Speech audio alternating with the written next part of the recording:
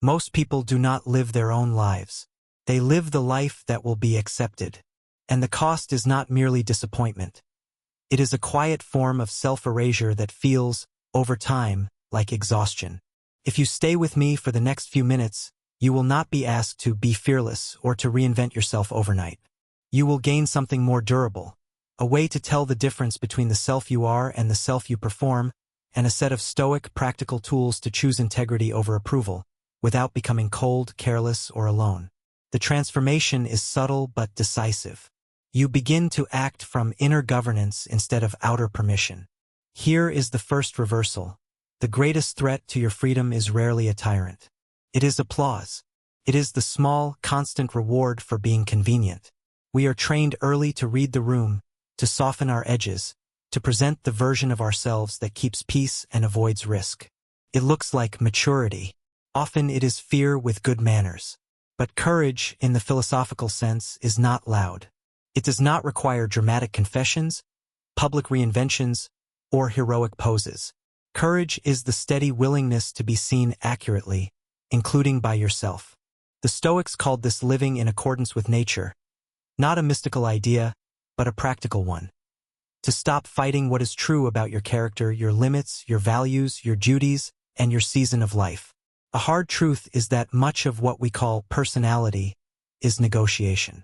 We negotiate our tone, our opinions, even our dreams to avoid friction. We learn to become legible to others before we become honest to ourselves.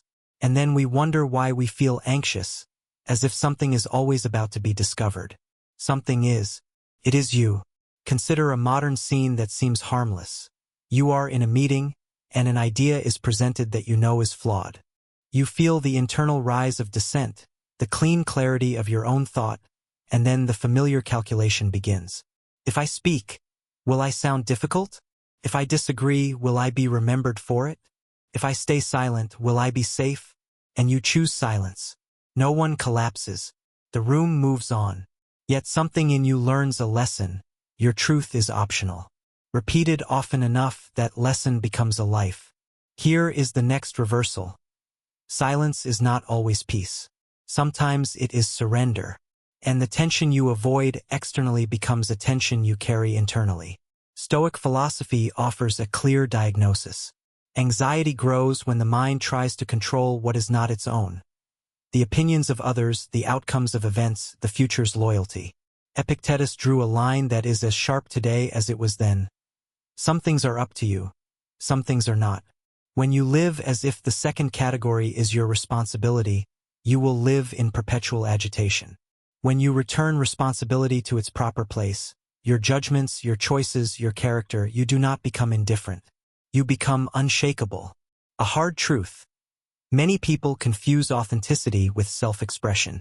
They say, "I'm just being myself," as if the self were a finished product and every impulse were a sacred text. But being who you really are is not permission to be ruled by every feeling.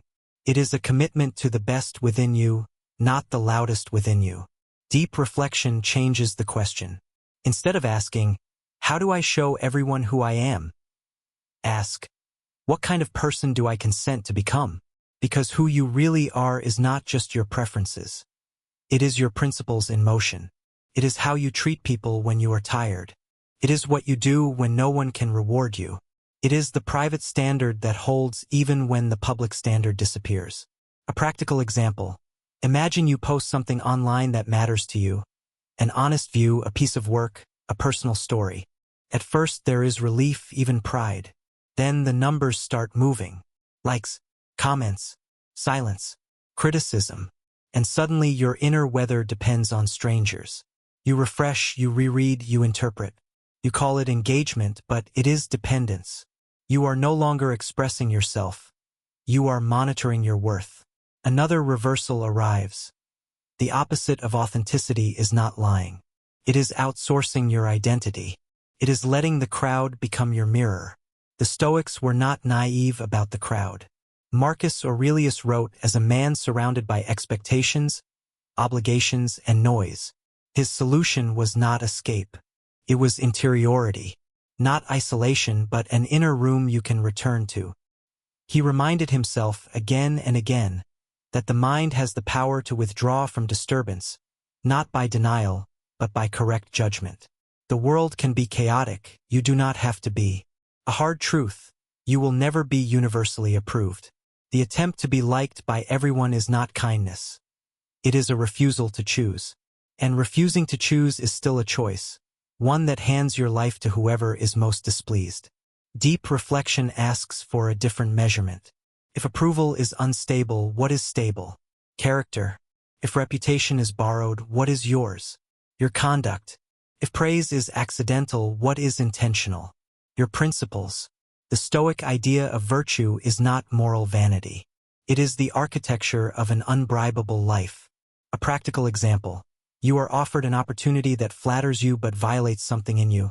Perhaps it requires deception, or a betrayal of your time, or a small cruelty you can justify. No one would know. The world would call it smart. The question is not whether you can get away with it. The question is whether you can live with the person who did it. You do not escape yourself. You are the one witness who never leaves the courtroom. Here is another reversal. Guilt is not always an enemy. Sometimes guilt is the last remaining sign that your inner law is still alive. The tragedy is not feeling guilt. It is losing the ability to feel it. So courage begins as a quiet refusal. A refusal to abandon your own judgment. A refusal to buy comfort with dishonesty. A refusal to become a stranger to yourself for the sake of ease. But let us be honest about the price. A hard truth is that being who you really are will cost you something. It may cost you the easy belonging you once had. It may cost you the soothing identity of being the agreeable one. It may cost you a relationship that survives only on your silence. Many people do not avoid courage because they are weak. They avoid it because they can accurately imagine the loss. Deep reflection, then, must refine the meaning of loss. Not every loss is damage. Some losses are releases. When you stop feeding what is false, it grows hungry. When you stop negotiating your soul, the negotiations end. And what remains may be smaller, but it will be real. A practical example, you begin to set a simple boundary, answering messages when you actually can, saying no without long apologies, declining invitations that you resent. At first, people react. Some will call you selfish. Some will pressure you with confusion disguised as concern. And you will feel the old reflex, to explain, to soothe, to perform your goodness. If you endure that discomfort without hostility, something changes. Your life starts to fit you. Here is a reversal that surprises many. The more you respect yourself, the more respectful relationships become possible. Not always easier, but cleaner. The people who only loved your compliance will fade. The people who can love your integrity will finally meet you. Now, before we move deeper, a small invitation. If these ideas are meeting you in a personal way, consider subscribing so you can return to this kind of reflective work again. And if you leave a comment, don't leave a slogan. Leave a sentence that tells the truth. Where, in your life, have you been performing instead of living? And now the second half of the journey begins, because courage is not only about social pressure. It is also about pain. A hard truth. Most people are not afraid of being themselves. They are afraid of what being themselves might require them to feel. Grief they postponed. Anger they swallowed. Desire they called impractical. Loneliness they kept at bay with noise. The false self is not only a mask for others. It is anesthesia for you. Deep reflection reveals that many of our habits are not chosen for joy, but for numbness. Overwork. Endless entertainment. Constant talking. Constant scrolling. The fear is not merely exposure. The fear is silence, because in silence you hear what you have avoided. And yet silence is where you finally become honest. A practical example, you sit down at night, and for once you do not fill the room with sound. You do not reach for your phone. You do not review the day for approval. At first there is unease, almost boredom. Then a thought arrives, uninvited but accurate. I am not living the life I keep describing. That moment is not failure. It is clarity. It is the beginning of courage. Here is the reversal. Discomfort is not proof you are doing something wrong. Often it is proof you are finally doing something real. Stoicism does not teach you to eliminate pain. It teaches you to stop adding unnecessary suffering to pain. Pain will visit, through loss, through illness, through rejection, through time itself. The Stoic practice is to meet pain without theatrics and without self-betrayal. Not to say, this is fine, but to say, this is here and I will meet it with dignity. A hard truth. You cannot become yourself without confronting the fact that you are not in control of many things you love. The body changes. People leave. Plans fail. The world does not arrange itself around your hopes. If your identity depends on guaranteed outcomes, your identity will shatter on contact with life. Deep reflection offers a sturdier foundation. You can lose outcomes and still keep your character. You can lose approval and still keep your values. You can lose certainty and still keep your composure. This is not stoic numbness. It is mature freedom. A practical example, you apply for something important, a program, a job, a publication, a chance that would open a door. You prepare carefully, you do your part, and then you are rejected. The first impulse is to interpret the rejection as a verdict on your worth. But that interpretation is optional. You can interpret it as information, as timing, as a mismatch, as a redirection. The Stoic move is not positive thinking. It is disciplined meaning-making. You refuse to let an external result define the value of your internal effort. Here is another reversal. Failure is not the opposite of courage. It is often the arena where courage becomes visible. But courage to be who you really are goes beyond resilience. It touches the question of purpose. A hard truth.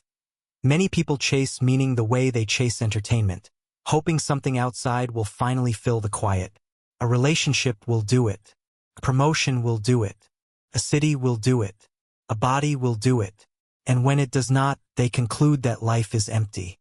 The emptiness is not life. It is the absence of an inner direction. Deep reflection returns us to an older and steadier idea. Meaning is not something you find like a lost object. Meaning is something you build through alignment. When your actions match your principles, you experience integrity. When you experience integrity consistently, you experience meaning. It is not fireworks. It is coherence. A practical example, you decide to live by a simple internal rule for 1 week. Not a grand manifesto. One rule. Speak honestly without cruelty. Work without self-hatred. Rest without guilt. When you cannot keep the rule, you do not collapse into shame. You correct and continue. You will notice something quietly profound. Your mind becomes less noisy when your life becomes less divided. Here is the reversal. Inner peace is not a reward for having an easy life. It is the consequence of having a unified life. Now we must address the final barrier, the most stubborn one. A hard truth. The story you tell yourself about who you are can become your cage. I'm the responsible one. I'm the talented one. I'm the broken one. I'm the one who always helps. Identities can be honorable, but they can also be traps. When you cling to an identity, you start defending it, even when it is harming you. You confuse consistency with integrity. Deep reflection invites a more courageous posture. You are not a label. You are a living mind capable of revision. The Stoics emphasized that every day is a chance to practice. Not to perform, not to perfect practice. Practice is humble. Practice assumes change. A practical example. Someone close to you says, "You've changed." It is meant as an accusation. Your old self panics, eager to prove continuity. But you pause. You ask what kind of change they mean. More honest? Less available? More direct? Less willing to tolerate disrespect? If the change is toward virtue, then let the accusation stand. You do not owe the world your former self. Here is the reversal that seals the lesson. Being who you really are is not self-centered. It is service. Because a person who is governed from within is less manipulable, less resentful, less performative, and therefore more capable of real love, real work, real presence. When you stop living for approval, you have more attention left to give. So what does courage look like tomorrow, in ordinary life? It looks like choosing one truthful sentence over 10 polite evasions. It looks like doing the work when no one applauds.